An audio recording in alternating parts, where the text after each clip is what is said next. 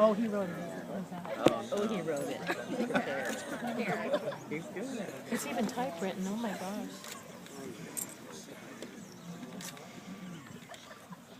Fornication. Oh, Fornication.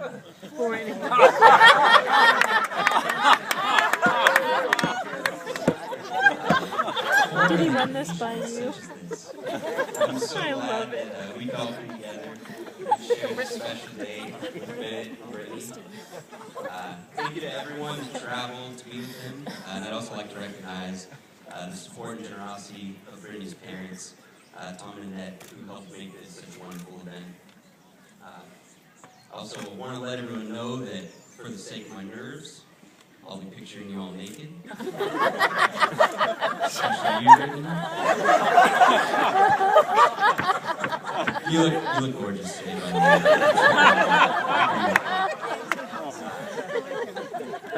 the way. Where to start?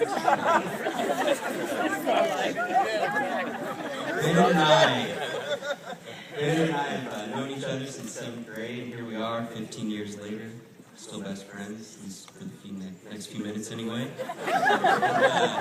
We instantly bonded over our love of wearing obnoxiously colorful clothes to school and making jokes that were apparently only funny to us. And Ben and I also played the saxophone in marching band, Copper Young Ladies. We were second and third chairs, respectively. It's only natural. Bennett was one chair ahead of me since he did have the loudest, smelliest controlled burps through a saxophone I've ever heard. Our friendship continued to blossom through high school, and we eventually ended up living together in college, where we shared a 2-bedroom, 1-bed apartment. We were living the dream. We had good jobs, good looks, and we both had sweet cars that were great for picking up chicks. Bennett had a white windowless panel van that was filled with balloons and candy. And I also, at the same time, had a white windowless panel van that was literally registered property of the Girl Scouts. It's not a joke. It is a true story. And Bennett actually told it a few years ago when he was the best man at my wedding. You can't not tell that story. So, at the strong advice of the folks over at David's Law, Bennett and I went our separate ways. And he came back to Visalia, where he eventually met this lovely lady over here. And now that he has, marriage is going to be a great thing for Bennett.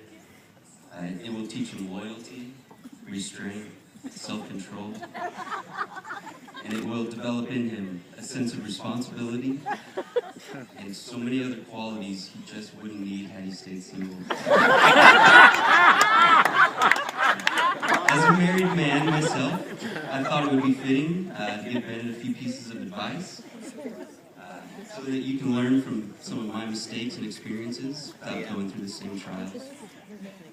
Number 1, do not pass gas in bed unless you're absolutely positive she's asleep.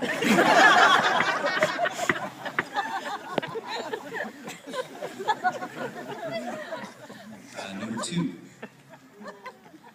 do not pass gas during a community shower under any circumstances. Even if you think it's going to be a silent one. Trust me, it won't matter. There's more. Number 3, if you own any light-colored underwear that mysteriously develop a racing stripe one day, do not try to sneak them to the bottom of the hamper, just throw them away and cut your losses. Number 4, only buy dark underwear. And my final piece of advice, perhaps the most important, is that love is a choice, not just a feeling. choose to love Brittany every day when you wake up, and choose to put her needs and wants above your own. Nothing worth doing is easy, but marriage is definitely worth the effort, and it will be the most rewarding relationship of your life. So let's raise our glasses. Bennett and Brittany, I wish you all the happiness in the world. Love you guys. Cheers. He redeemed himself at the end.